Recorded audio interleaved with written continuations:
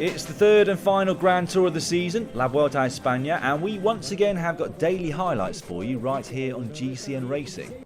The 3-week 21-stage race kicked off today with a 13.4km individual time trial around the streets of Torrievieja near Alicante on the south coast of Spain. Completely flat and on very good roads, this was set to be a fast one. EF Education First have come here with a very strong team for the GC. They've got the Colombians Rigoberto Urán, Daniel Martinez and Sergio Higuita, plus Hugh Carthy and TJ Van Garderen. We can expect those riders to shine in the mountains, but they were already shining today. They came through the first intermediate time check 3 seconds to the good of the CCC team, who'd set the early benchmark. Into the closing straight, and we could see that the American team would soon be sitting in the hot seats, Van Garderen leading them home 8 seconds clear of CCC. Sunweb have had a tough year. Their leader Tom Dumoulin crashed out of the Giro in May and has barely raced since. He's not here either.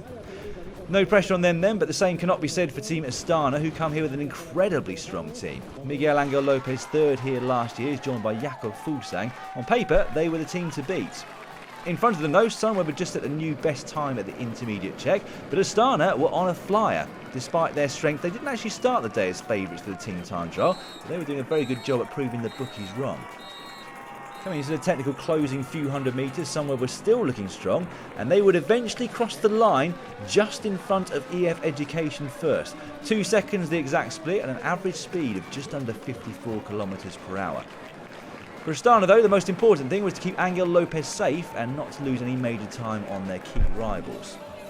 Another very strong team here are Bora Hansgrohe. They've got the Polish rider Rafał Majka as their leader in the general classification. And they also bring here Sam Bennett, who's an almost surefire stage winner in the sprint, given his recent form. With 2Ks to go, Astana was still looking like a well-oiled machine. And as they came close to the line, it was obvious they'd finished just as strongly as they'd started. And it was Superman himself who would lead the team home, spinning extremely highly cadenced and actually gapping his teammates towards the finish line. His form is obviously at the top, and so too is that of his team. The Kazakh squad would eventually cross the line 5 seconds in front of Team Sunweb, with Lopez at the front of affairs. The other big favourites here for both the GC and for the stage were Jumbo-Visma. They have been on fire in time trials this year, and Primož Roglič has been on fire virtually the whole season. Never far from the front of the team time trial though, a Deceuninck Quick-Step. They, as ever, come to the Vuelta full of a team of stage hunters. At the intermediate check, Bora Hansgrohe came through with the new fastest time, but as the kilometres ticked down, they began to start looking a bit more ragged.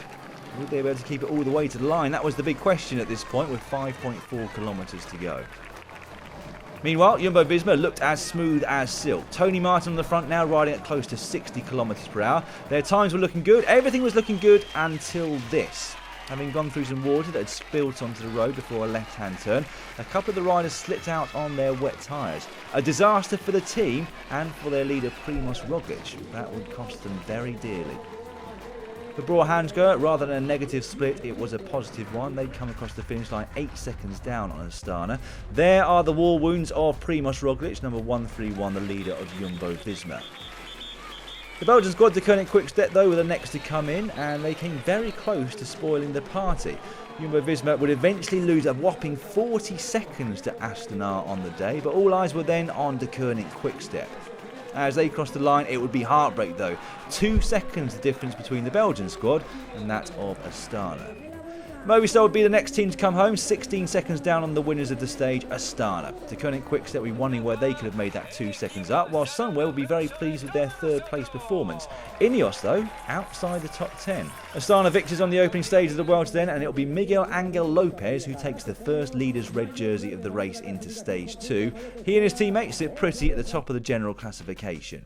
Tomorrow, it's the first road stage of the race. A little under 200km from Benidorm to Calpe. Along the route, we've got third category climb and 2 second categories, one of which comes very close to the start of the stage. It's the perfect launch pad for a strong breakaway to go up the road. Join us tomorrow to find out who was in it.